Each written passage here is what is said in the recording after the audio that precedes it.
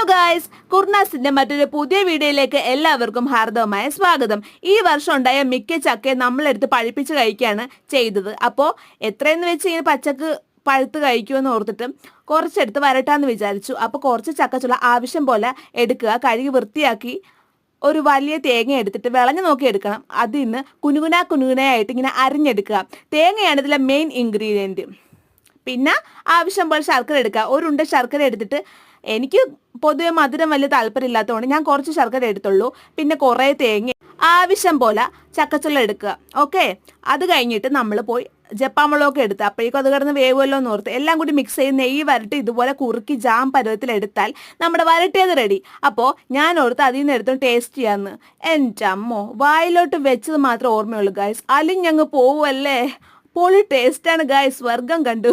അപ്പോൾ അത്രയേ ഉള്ളൂ guys video. Thank you for watching. Bye guys.